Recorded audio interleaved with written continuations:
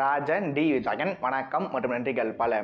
STAR star நம்ம கவின் அவர்களுக்கு சின்ன வயசுல இருந்தே பெரிய நடிகராகன்ற ஆசை இருக்கு. அதனால் அதுக்காக அவர் பல முயற்சிகள் எடுத்துட்டு வர்றாரு. பட் அவர் ஒரு மிடில் கிளாஸ் ஃபேமிலியை சேர்ந்தவராக இருக்கிறதால அவர் தன்னோட இலக்காடைய ரொம்பவே கஷ்டப்பட்டு வர்றாரு. இப்படி இருக்கும்போது அவருக்கு எதிர்பார்க்காத சமயத்தில் எதிர்பார்க்காத இடத்துல நாம எல்லாரும் எதிர்பார்த்த மாதிரியே ஒரு ஆக்சிடென்ட் ஆகி அதனால் அவரோட ஃபேஸில் ஒரு தழும்பு உருவாகிடுது. இப்படி நடிகர் ஆகிறதுக்கு தேவையாக இருக்க முக்கிய தேவையாக இருக்க முகமே பாதிக்கப்பட்ட பிறகு நம்ம கவின் அவர்கள் நடிகர் ஆனாரா இல்லையா? அவரும் முதல் ஹீரோயினை எப்படி லவ் பண்ணாங்க, இவருக்கும் செகண்ட் ஹீரோயினுக்கும் எப்படி கல்யாணம் ஆச்சு, கடைசியாக நம்ம வடச்சென்னை வெற்றிமாறன் அவர்களும் காதல் சுகுமார் அவர்களும் இந்த படத்தின் மூலமாக சொல்ல வர மெசேஜ் என்னன்னு இந்த மாதிரி எண்ணற்ற கேள்விகளுக்கு என்டர்டெயின்மெண்ட் குறைவாகவும் டாக்குமெண்ட்ரி தான் அதிகமாகவும் இருக்கா மாதிரி பதில் சொல்லியிருக்க படம் தான் இந்த செகண்ட் ஹீரோ. செகண்ட்ஸில் வந்த ஹீரோ.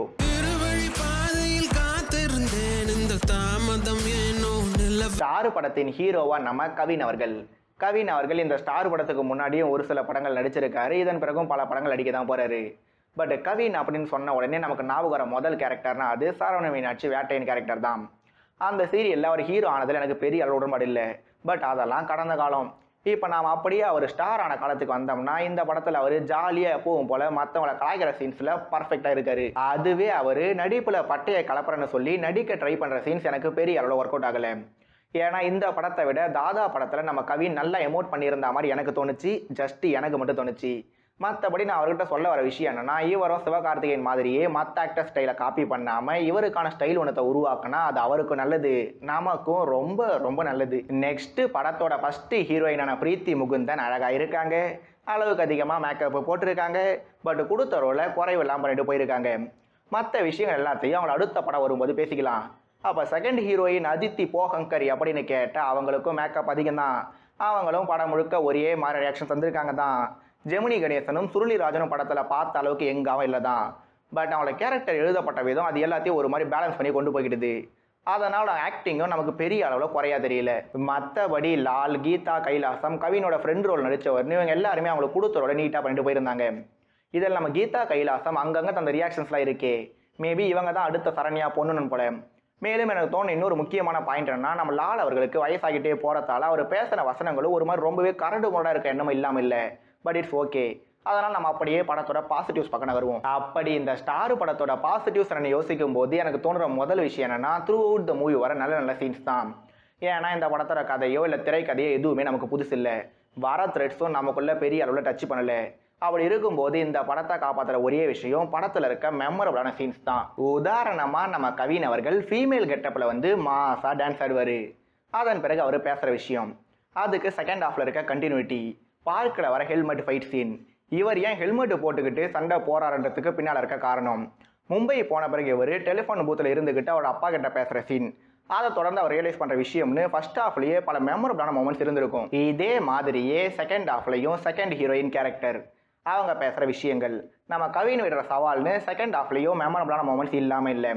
கூடவே எமோஷனல் வைஸ் பார்த்தோம்னா நம்ம அப்படியே சென்டிமெண்ட்டில் உருகிறனாலும் ஒரு சில இடங்களில் எமோஷனல் ஒர்க் அவுட் ஆகிட்டு தான் இருந்தது.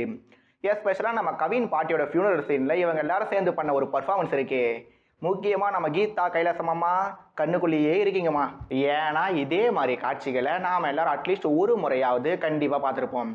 அதனால் இந்த ஸ்டார் படத்தையும் ஒரு முறை பார்க்க ட்ரை பண்ணுறதுல எந்த தப்பு இல்லை. அதனால் டைம் இருந்தால் போய் ட்ரை பண்ணி பாருங்கன்னு சொல்லிட்டு நாம் அப்படியே இந்த படத்தோட நெகட்டிவ்ஸ் பக்கம் நகருவோம். அதில் முதல் மற்றும் முக்கியமான நெகட்டிவ் என்னென்னு கேட்டால் அது படத்தோட அதிகப்படியான நீளம் தான். முன்னாடியே சொன்ன மாதிரி கதை மற்றும் திரைக்கதை பார்த்தோம்னா இந்த படத்தில் புதுசாக எதுவுமே இல்லை. அப்படி இருக்கும்போது இந்த படம் ஏன் 160 நிமிஷம் ஓடணும்? சரி, படம் தான் 160 நிமிஷம் ஓடுதுன்னு பார்த்தா அதில் வர நல்ல சீன்ஸை பற்றி முன்னாடியே பாராட்டி பேசியாச்சு. அப்போ மற்ற சீன்ஸ் எப்படி இருக்குன்னு கேட்டால் ஏன்டா இருக்குன்னு கேட்குற மாதிரி தான் இருக்கு. ஹீரோ ஹீரோயினை பஸ்ஸில் மீட் பண்ணுவார், வீட்டுக்கே போய் டீஸ் பண்ணுவார், அவங்களுக்காக ஃபைட் பண்ணுவார்னு இந்த ஹீரோயின் ட்ராக் ஒரு பக்கம். அடுத்து இவருக்கு நடிகராகணும் ஆசை இருக்குது. அதுக்காக இவர் என்ன பெருசாக பண்ணார் யோசிச்சா மும்பையில் போய் ஒரு சில வேலைகளை பார்ப்பாரு.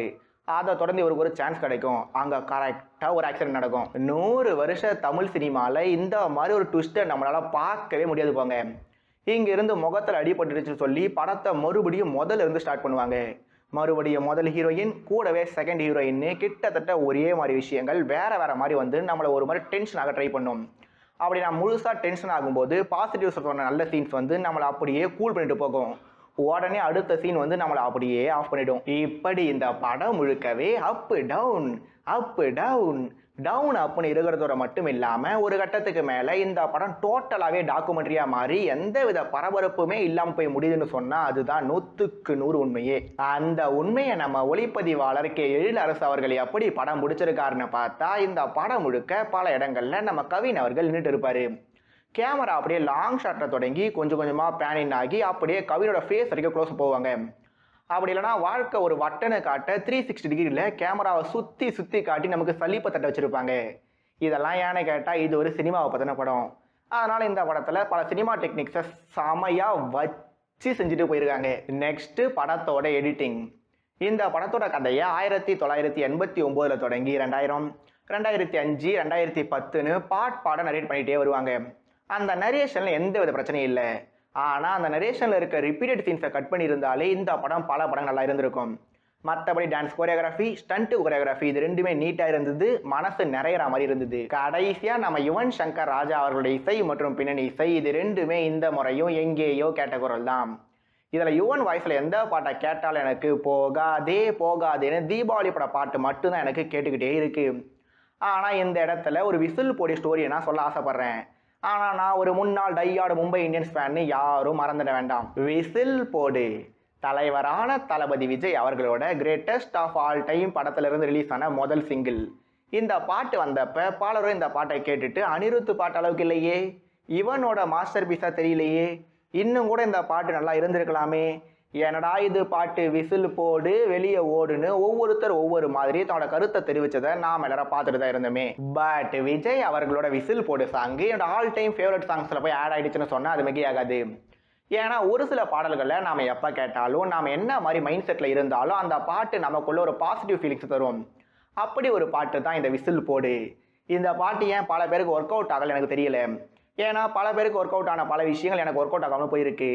பட் எது எப்படி இருந்தாலும் கொண்டாடத்தான் நீ பிறந்த காரணத்தை ஏன் மறந்துன்ற வரியை மட்டும் யாரும் மறந்துட வேண்டாம். ஏன்னா வாழ்றது ஒரு வாட்டி தான், அதனால வாழ்வோம் மகிழ்ச்சியுடன். அதனால ஆக மொத்தம் இந்த ஸ்டார் ரைட்டிங்கில் இன்னும் கூட அதிகமாக கவனம் செலுத்தி இருந்தா நமக்கு மற்றும் ஒரு தாதா படமும் கிடைச்சிருக்கலாம். பட் அப்படி அவங்க பண்ணாததால இதுவும் ஒரு வகையில் பியார் பிரேமா காதல் பட ஃபீலிங்கை வேற மாதிரி தந்துட்டு போயிருக்கு. ஐ மீன் முழு திருப்தியை தராமல் போயிருக்கு, அவ்வளவுதான். அதனால் முன்னாடியே சொன்ன மாதிரி உங்கள் வாட்சில் 160 நிமிஷம் 60 நிமிஷத்துலேயே முடிஞ்சிடும்னா இந்த படத்தை நீங்கள் தேட்டருக்கு போய் கண்டிப்பாக பார்க்கலாம். அப்படி இல்லைன்னா இந்த படம் ஓடிட்டே இருக்கும். மீண்டும் இன்னொரு சந்திக்கும் வரை இது ரிவ்யூ. நான் ராஜன் டி விஜய். நன்றிகள் பல மற்றும் வணக்கம்.